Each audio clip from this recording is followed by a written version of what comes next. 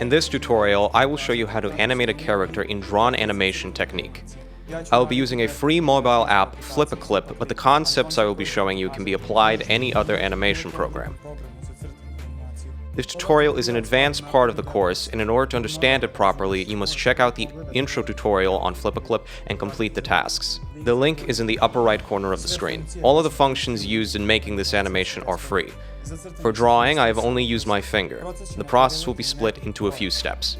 First step is drawing some poses on a paper and making a reference. The second step is drawing only the key poses in Flip a Clip. Following that, we will add a middle phase that defines movement. This is how we get a sketch of our animation. After that, we draw the final drawing, starting from the head and body, then adding on legs and arms. What I'm about to show you is the system that I use, and I have found it to be very easy and quick to work with. Good animation requires good preparation, and that means thinking up and refining the movements.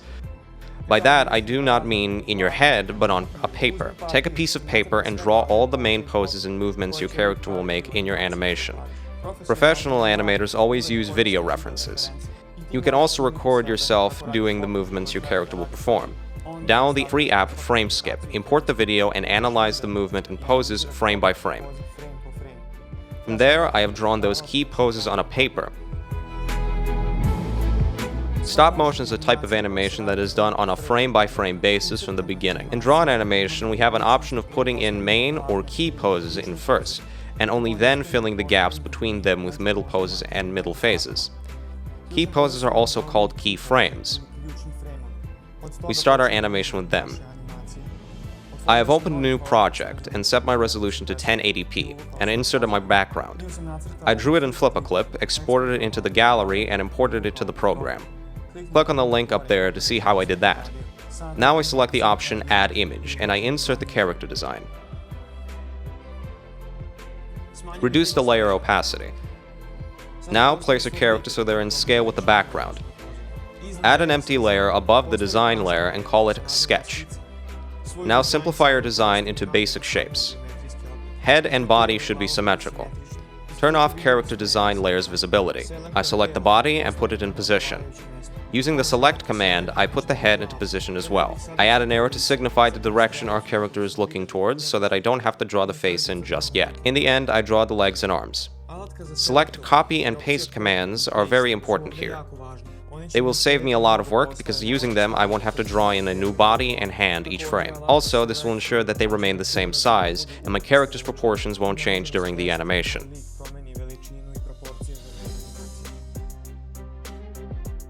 The third frame is the same as the first, so there's no need to draw it.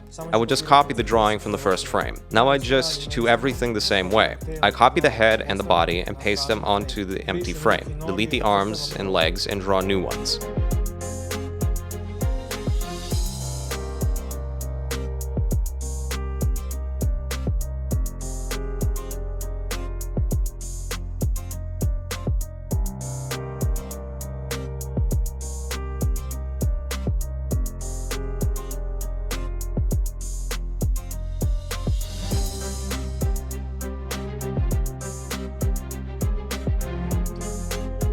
Key phases in walk animation are the lowest ones with spread legs.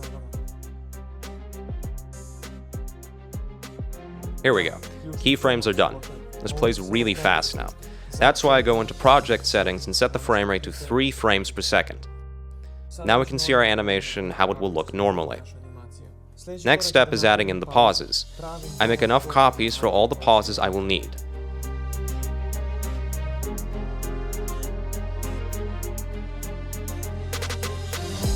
Now our animation looks even better.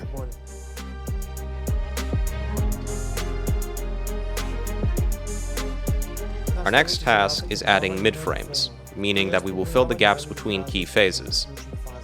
First mid-frame, or mid-phase, should be made between the 5th and the 6th frame. Frame 5 is the start phase in this movement, and frame 6 is the end. In order to make it more clear, I will mark them with these 2 arrows. Between these 2 frames, I add an empty one. This will be our mid-phase. Now, Flip a Clip has an option called Onion, which we can see the previous frame as transparent. There is also an option to see the next frame as well. When we turn this option on, we can easily draw the mid-phase, but I will not use it here since it is not available to everyone. We don't really need it. Here's another way to see both the previous and the next frame, and make the middle one using that. Copy the final frame, meaning the one found before our mid-frame. Now go to the empty mid-frame and paste it. Here we can see both the previous and the next frame. Now using the selection tool, I will make a pose between these two. I do the same with the body, and the legs, and everything else. Here's our mid-frame. I will mark them with a small square on our graph. The movement is not done yet. We need to make frames which will add speed up and slow down to the movement. Go to the starting frame, copy the entire frame, and paste it right next to the original, so it fits between the starting phase and the middle phase. Now I will mark the frame with the speed up with 2 arrows. I select the drawing and pick the bottom one and transform. Now I slightly move our character in the direction of the movement. Now we go to the final frame to add slowdown. I copy it and paste it right before the final frame.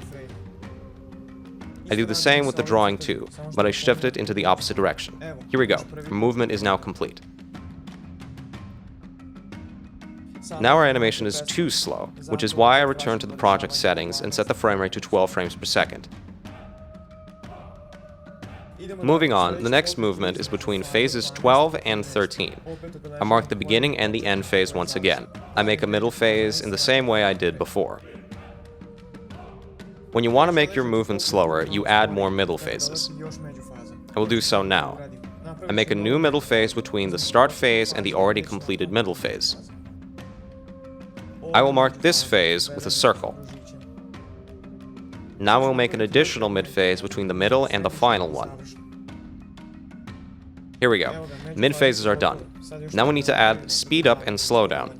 I copy the first frame again and paste it right beside the original.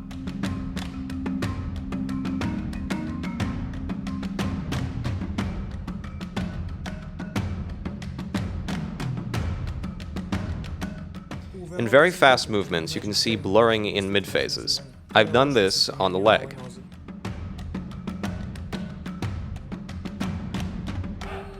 In the video's description, you'll find a link with the animation sketch. Download it and import it into FrameSkip. Carefully watch it frame by frame.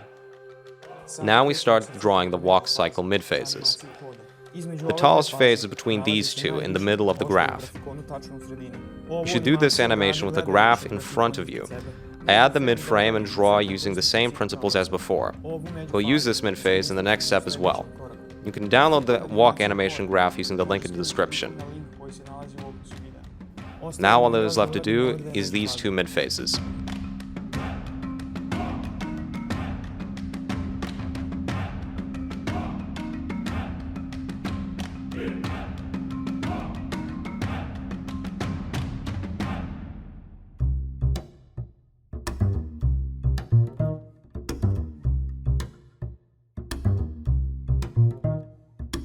Now we add the arms.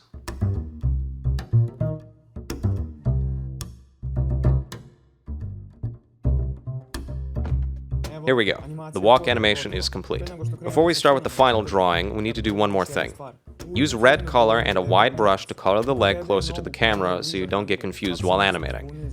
This method of coloring should be used everywhere where it can be confusing as to which leg is which. The sketch is now complete. Now we can move on to the final drawing. This layer containing the design of the character is only taking up space. This is why I will copy the design and paste it on the sketch layer. I put it aside so it doesn't bother me, but I will be needing it later. Now I can delete this empty layer. We start animating the head and the body. I make a separate layer for them and I reduce the opacity of the sketch layer. I trace over my character. Using the selected app, I put the head and body in their places. I immediately color the head and body using the paint tool. When I enter the color selection, there will be a palette of all colors used by my character. Now I just select color and paint. You will find more on how to make your own color palette in the tutorial through the link in the upper right corner. Here I use the select and copy options a lot. I copy this frame onto the next few ones to make a pause. In order to see both the sketch and the new drawing of the character, I reduce the opacity of the body and head layer, and I increase the opacity of the sketch layer. The body starts moving. In this frame, the head shouldn't be seen from the front, so I go back to the first frame where the character sketch is, and I draw a head from the front. I copied the drawings and pasted onto the frame 7. I do the same with the body, which should also be seen from the front.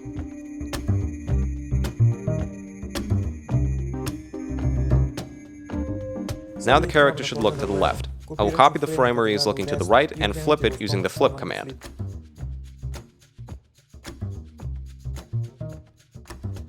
This is the process of animating head and body on the first move. I will repeat the same process on all other moves. Now we need to add arms and legs. I will show you how I did that in the last part of the walk animation, and I have used the exact same method for the whole animation. I make a new layer for the arms and legs, and put it on the top. In order to better see what I'm doing, I have set the arms and legs layer to lower opacity and increased the sketch layer opacity. Now I draw both legs on a single layer. Now I delete the lines that crossed over the shirt. The next step is shortening the leggings. Now we get the proper shape of a pair of pants. Drawing the contour is the next step. You can make a separate layer for it. I will draw on the layer with the colors. You don't need to be too precise for this. These imperfections will be hard to see because the frames are short. Imperfections can be seen on the end frames with pauses. You can pay more attention to those.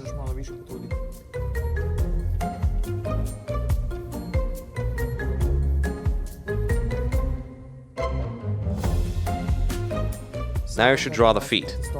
I do so on the same layer where head and arms are located. In this way, I will only need 3 layers for the whole animation. I like to avoid having too many layers because it makes the process complicated and tangled.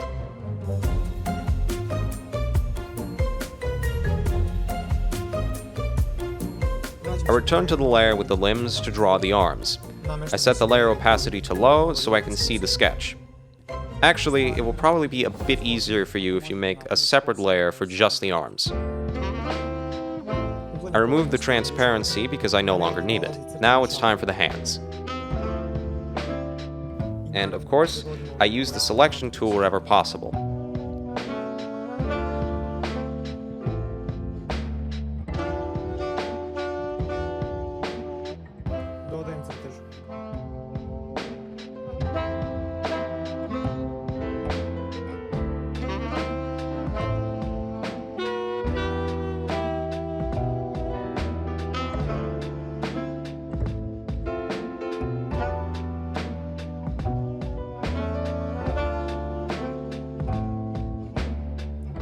Here is the completed animation.